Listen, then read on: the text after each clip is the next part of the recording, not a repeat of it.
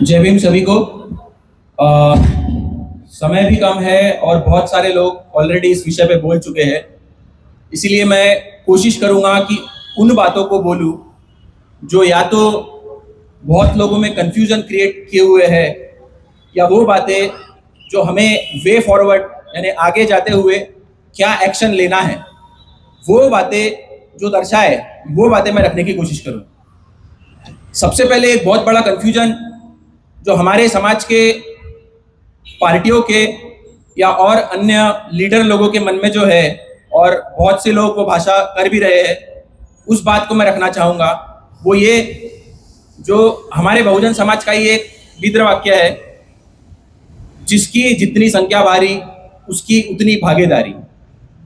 इस बात को लेके हम लोग ये समझ रहे हैं कि संख्या के अनुपात में रिजर्वेशन जो है उपवर्गीकरण से मिलेगा, लेकिन अगर आप इसके मूल तत्व को देखो, जो मेन जहां से शुरुआत हुई उपवर्गीकरण की और जो जजमेंट भी आया है state of Punjab versus Davinder Singh का, इसकी जो शुरुआत थी, जो नींव रखी गई थी, उसका पॉपुलेशन से कोई लेना देना नहीं था। वहां जो दो समाज है, मजहबी और दूसरा जिसे ये भी कहा जाता है बंगी समाज बोल के हम जानते हैं सब लोग, वो जो समाज है इनको 50% आरक्षण दिया गया था। लेकिन ये समाज का जो पॉपुलेशन है, वो वहां पर जो तीसरा समाज है रामदासिया, जिसे हम यहाँ चर्मकार समाज समझते हैं, ये समाज से उनका पॉपुलेशन कम है, फिर भी उन्हें परसेंटेज में रिजर्वेशन ज्यादा दिया गया था।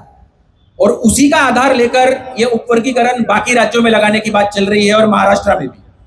तो ये जो मिसकंसेप्शन है, इससे हमें दूर हट जाना चाहिए कि संख्या के अनुपात पे मिलेगा, क्योंकि जजमेंट में वो लिखा ही नहीं है कहीं पे भी, ना ये सुप्रीम कोर्ट के अभी वाले जजमेंट में, ना पहले वाले जजमेंट में, ना वो पंजाब वाला जो मेन नोटिफिकेशन था जहां पे रिजर्वेशन दिया था उपवर्गीकरण के आधार पे, वहां पे भी ये बात नहीं थी। वहां पे सिर्फ ये बात है, सरकार यहाँ निर्धारित करती है कि वो समाज जिनको आरक्षण की मुख्य धारा से दूर रखा गया है, वो अपने हिसाब से डिसाइड करेगी और अपने हिसाब से जो है उपवर्गीकरण में उनको आरक्षण देगी। ये पहली बात। दूसरी बात, हम ये समझ रहे हैं कि अगर सुप्रीम कोर्ट का जजमेंट है तो वो फाइनल है। समझने वाली बात यह है कि अगर ये सुप्रीम कोर्ट का जजमेंट है तो इसके पहले भी ईवी चिनैया के केस में 5 जजों ने उपवर्गीकरण के कंसेप्ट को ही खारिज कर दिया गया था। और अगर हम ये बात रखें कि अगर 5 जजों के बेंच ने अगर इसको खारिज किया है, तो अभी वाला जजमेंट 7 वाला है, तो हम ये क्यों भूलते हैं कि 7 के बाद भी अलग अलग बेंचेस हो सकते हैं। 9 का बेंच भी हो सकता है, 11 का भी हो सकता है और 13 का भी हो सकता है।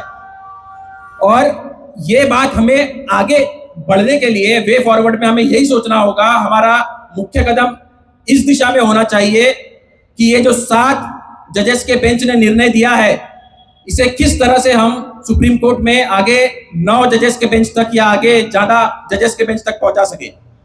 उसके लिए बहुत से लोगों ने बहुत से आर्टिकल्स की दलीलें दी है। हम सभी जानते हैं आर्टिकल 16(2), आर्टिकल 335 जिससे शेड्यूल कास्ट का रिजर्वेशन है, और 341 की बातें हो ही रही है।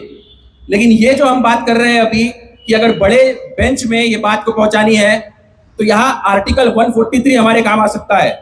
या तो हम ये बात पिटीशन डाल के आगे पहुंचाए, यहाँ हमें यंत्रणा लगेगी हमारे जो पढ़े लिखे वकील लोग हैं इनकी, और साथ ही साथ पब्लिक से प्रेशर क्रिएट करके कहीं ना कहीं ये हम आर्टिकल 143 के थ्रू प्रेसिडेंट के रेफरेंस से भी पहुंचा सकते हैं। तो हमें लगता है आगे बढ़ते हुए हमें ये चीज सोचनी चाहिए। और दूसरी बात, अगर जो आज हमने देखा कुछ दिनों में पिछले, कि अगर कर्नाटका में ये लग गया है उपवर्गीकरण, तो हमें लगता है हमें इससे मायूस होने की जरूरत नहीं है। आगे बढ़ने के लिए जो भी सॉल्यूशंस है, उसके लिए महाराष्ट्र से हम इस तरह आगे बढ़ सकते हैं कि महाराष्ट्र एक रोल मॉडल बनेगा आने वाले बाकी राज्यों के लिए। क्योंकि बाकी कोई भी राज्य में कुछ भी हुआ हो, हमें यह नहीं भूलना चाहिए कि ये महाराष्ट्र राज्य बाबा साहेब आंबेडकर, महात्मा फुले और शिवाजी महाराज की भूमि है। और यहाँ से ठीक है, और बाबा साहेब आंबेडकर, फुले, शिवाजी महाराज, यहाँ की भूमि से हम ये क्रांति ला सकते हैं। और ये क्रांति लाके उपवर्गीकरण में जो बदलाव होगा, महाराष्ट्र के बाद अन्य राज्यों में भी और बाकी पूरे देश में भी फैल सकता है। तो हमें यही सोचते हुए आगे बढ़ना है, चाहे वो कानूनी तौर की लड़ाई हो, चाहे वो आंदोलन वाली लड़ाई हो, हर लड़ाई में हमें शामिल रहते हुए आगे बढ़ना है और उपवर्गीकरण का पूरा पूरा विरोध करना है।